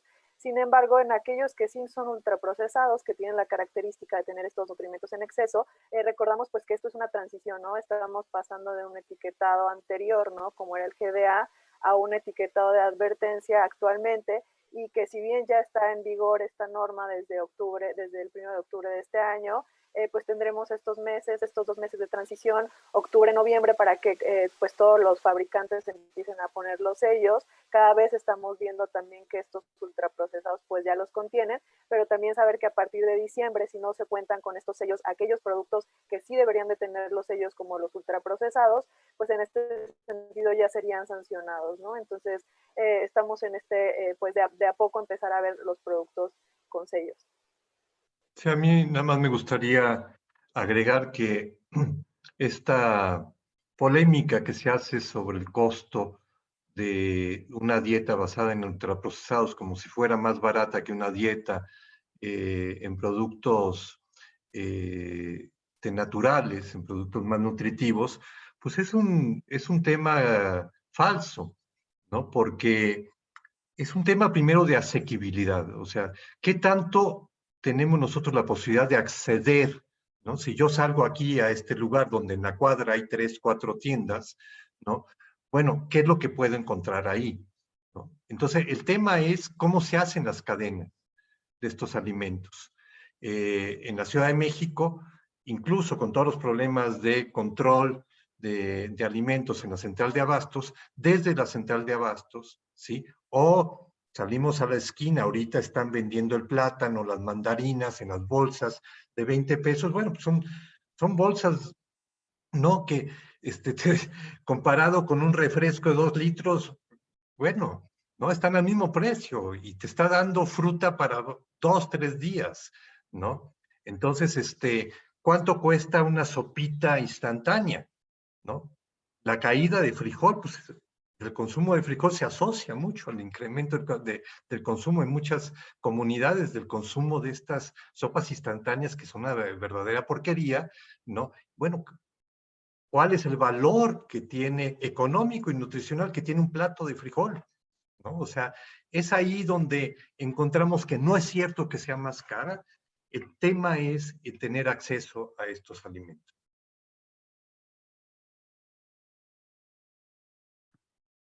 Muy bien, muchas gracias. Karen Tobar, aquí por medio de la plataforma, nos pregunta si esta campaña también está reforzada en redes sociales y tendrá un sitio oficial, ¿no? Entonces, ahorita podemos, si quieres, Alejandro, dar el sitio de la campaña donde estaremos proporcionando muchísimo más información al respecto. Bueno, tenemos otra pregunta, es si nos pueden explicar cómo se va transformando el sistema inmune si se pasa de tener una alimentación de comida chatarra a una alimentación más natural. La siguiente es cómo el etiquetado ayudará a incrementar el consumo de alimentos naturales.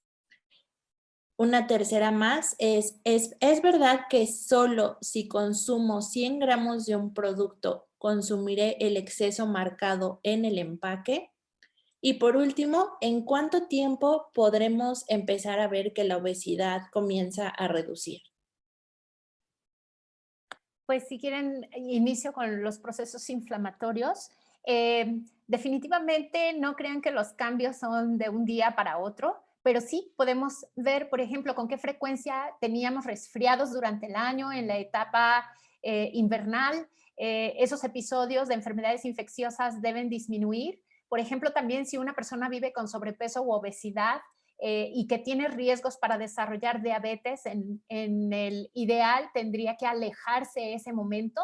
Para personas que ya viven con diabetes, alejan las complicaciones, porque ustedes, personas que toman su glucosa capilar, por ejemplo, podrían ver cómo la glucosa se va alineando más a lo esperado y que puede ayudarles esto a tener una vida más estable sin llegar a las complicaciones.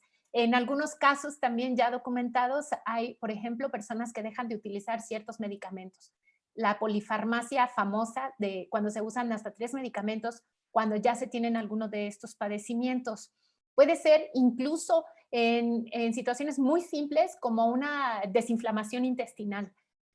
También por la activación del tránsito en las evacuaciones, que esto también disminuye bastante el riesgo de padecer cáncer colorectal, y que todos los otros síntomas como la capacidad de atención, la administración de la energía en las labores diurnas, la calidad del sueño, en realidad es que no solamente es dejar el consumo de los proinflamatorios, sino potenciar todos los días, porque aquí sí la evidencia científica habla de que todos los días haya cantidades suficientes de estos alimentos antiinflamatorios.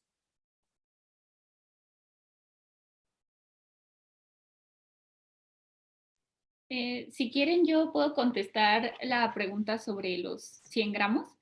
Qué bueno que le hicieron, porque la verdad es que esta es una pregunta que se me hace muy válida porque hemos visto que muchas industrias, incluso supermercados, han estado promoviendo esto. O sea, lo hemos visto en publicidad, en redes sociales, en carteles que están fijos en los pasillos de supermercados, o sea, en fotografías que se han circulado, y esta información es falsa. Como les mencionaba al final de mi presentación, el perfil de nutrientes que se utilizó para el etiquetado mexicano, que es el perfil de la OPS, evalúa al producto en su composición. Es decir, si el productor, aunque sea un producto de 50 gramos, si el producto es más de la mitad de azúcar, ese producto tiene exceso de azúcar. No importa si está en 50 gramos o en 200 gramos o en 1 kilo, ¿no? Estamos hablando de la proporción de los diferentes ingredientes que forman al producto. Entonces, la verdad es que me parece muy lamentable que las industrias sean las primeras en estar promoviendo este mito, porque lo que están ocasionando es una confusión entre sus propios consumidores. Yo recomendaría que pues se acerquen a fuentes oficiales de información que están libres de conflictos de interés. Están las redes sociales de la Alianza por la Salud Alimentaria, están las redes sociales del Instituto Nacional de Salud Pública, de la Organización Panamericana de la Salud. Ahí van a poder pues encontrar información oficial, ¿no? En las redes de la COFEPRIS, de la Secretaría de Salud.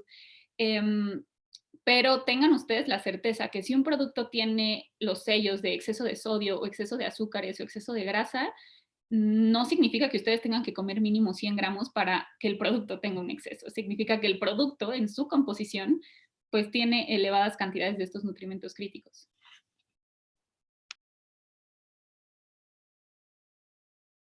Bueno, yo respondo hay una página que es www.etiquetadosclaros.org, donde ustedes pueden encontrar esta información.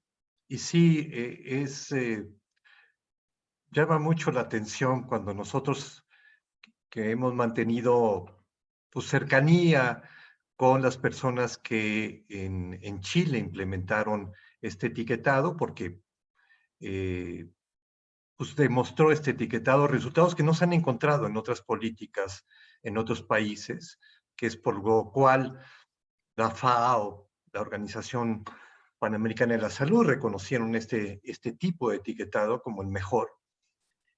Nos decían, les preguntamos, oigan, ¿y cuál es la reacción de la industria? Porque ya saben, la industria se opuso aquí en todos lados a que se regularan los alimentos en las escuelas. Tenemos mucha información al respecto. Se oponen totalmente a aquellas políticas que les pueden reducir las ventas o que los obligan a reformular.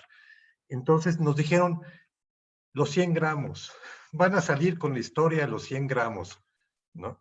Y hicieron anuncios en redes sociales que después se pensaba que los iban a meter en televisión y lo pararon por la reacción de la población chilena, ¿no? Donde justamente decían, es que usted no se va a comer 100 gramos. No, no, el etiquetado, y si ustedes encuentran un producto, van a encontrar que un dulcecito, ¿no? Va a tener un etiquetado que a lo mejor por chiquito va a ser un rombo, ¿no? El octágono, va a decir 2, porque no caben los etiquetados. Allá, pues no. Aprendimos de Chile muchas cosas, y una era que los productos chiquitos, allá a partir de cierta dimensión, ya no llevan sellos. Bueno, pues dijimos, aquí en México sí, pongan uno chiquito, ¿no? Y le ponen un número para que la gente sepa que tiene 2 sellos, ¿no? O 2 advertencias. Y entonces, pues es lo que pasó cuando vinieron los lineamientos en escuelas, que por influencia de la industria, hablaron ellos de porciones. Y entonces, el gansito, ¿no? Pues no podía entrar a las escuelas de acuerdo a la regulación. Entonces, pues sacaron el mini gansito. Entonces, bueno, de la chatarra a la mini chatarra, pues la mini chatarra sigue siendo chatarra, es la composición del producto. Es una gran mentira y se la hemos escuchado a nutricionistas, ¿sí? En foros importantes que hacen muy vinculados a la industria, hablando en contra de este etiquetado, hablando de esos 100 gramos. No es cierto, no es cierto que el etiquetado tenga que ver con que tú te comes 100 gramos. Si es un dulcecito de 5 gramos, pues trae una etiqueta. ¿Por qué? Porque tiene mucho azúcar, ¿no? Entonces, bueno, si sabemos que la recomendación ideal de la OMS, ¿no? Para el consumo de azúcar son 5 cucharadas en todo un día de azúcar, bueno, pues un dulcecito de eso te estás metiendo ya una cucharada, ¿no? Entonces, obviamente, eso es una mentira y es una de muchas estrategias para confundir por parte de la industria y sus aliados y tratar de generar dudas, porque eso es desde la industria del tabaco y todos, la estrategia es generar duda sobre la política pública.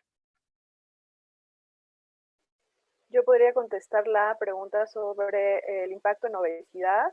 Esto es muy importante saber que también este problema de salud pública no vino de un día a otro, ¿no? Cuando mostrábamos las gráficas de estas enfermedades no transmisibles, veíamos que este problema viene desde hace muchos años y que tampoco hay una pretensión o un objetivo de terminar con la obesidad en un periodo muy corto. El objetivo del etiquetado es informar a la población, cambiar este sistema alimentario de alimentos más naturales. Sin embargo, sí hay una proyección a largo plazo. Lo primero que podemos ver es este cambio en la oferta alimentaria, en el consumo de alimentos ultraprocesados, alimentos más naturales, y con eso un impacto posterior en la reducción de la obesidad, ¿no? Comprendiendo que también la obesidad pues necesita algunos otros elementos, algunas otras acciones que en conjunto con el etiquetado, como lo mencionaba Ana, pues van a tener este resultado. Entonces, al esperar este resultado a largo plazo, porque así es como vamos a revertir este problema de salud pública,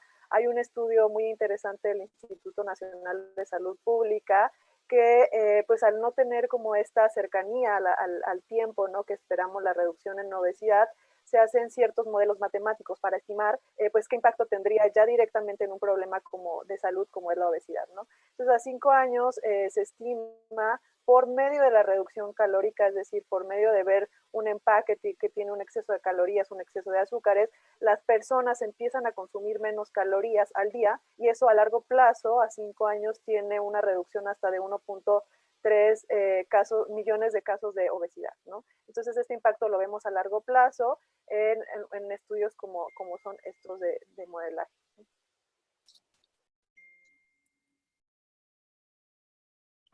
Quería nada más rápidamente comentar que para personas que en este momento viven con sobrepeso y obesidad y eliminan los productos ultraprocesados, sí que pueden ver resultados prácticamente en un par de meses, sobre todo en indicadores de colesterol LDL, en triglicéridos en particular, y como ya decía yo, sobre los niveles de glucosa, pero incluso también en los niveles de insulina, a pesar de que las personas mantengan el mismo peso. Entonces, me parece que esto, consultarlo con sus médicos, médicas tratantes, con sus nutricionistas en consulta, también vale mucho la pena hacerlo como un gesto de autocuidado y también de probar la eficacia de estas políticas públicas.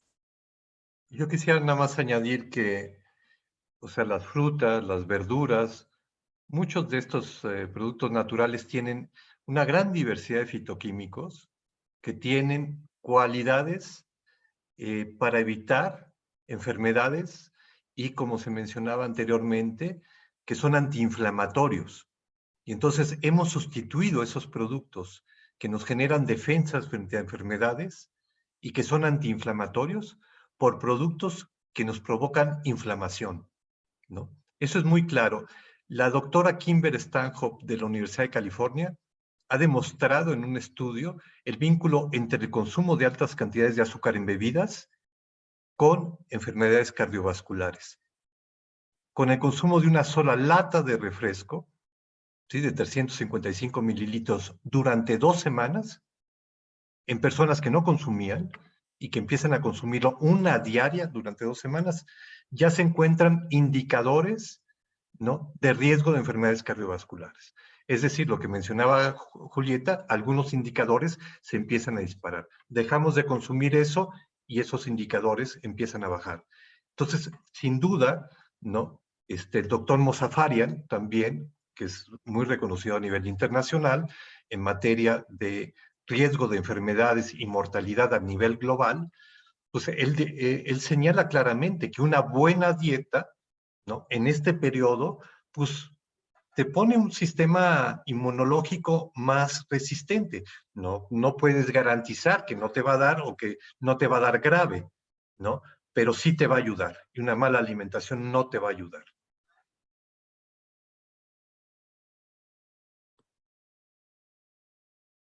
Pues esas serían las últimas preguntas que tenemos. Con esto estaríamos cerrando ya la conferencia, pero antes igual me gustaría volverles a recordar el sitio de la campaña, que es etiquetadosclaros.org.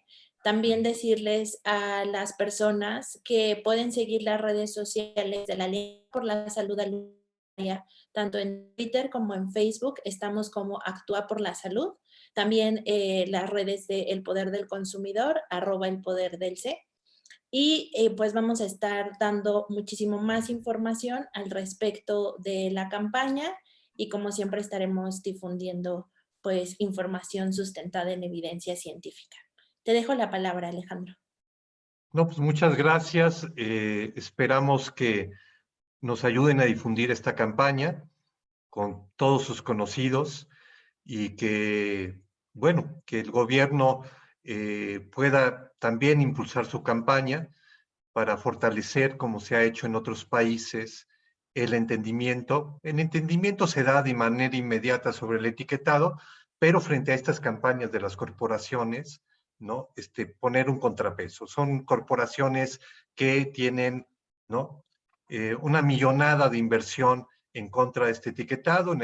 En Europa invirtieron en 2010 1.000 millones de euros para poner su etiquetado, que fue el mismo etiquetado que nosotros tuvimos en la administración pasada de 2014 a 2020, un etiquetado pues, que era un engaño que nadie entendía, ni los estudiantes de nutrición. Pero estas cosas están cambiando y pues ahora lo que queremos es fortalecer esta política y que vengan más. La regulación efectiva en escuelas, la regulación efectiva de la publicidad y que haya programas para las cadenas cortas, para que la gente tenga asequibilidad hacia alimentos saludables. Muchísimas gracias a todas estas organizaciones, a las representantes de estas organizaciones de la Alianza por la Salud Alimentaria que desde hace años ha estado impulsando estas políticas. Gracias, Julieta, Ana, Yatsiri, Paulina, Denise, muchas gracias.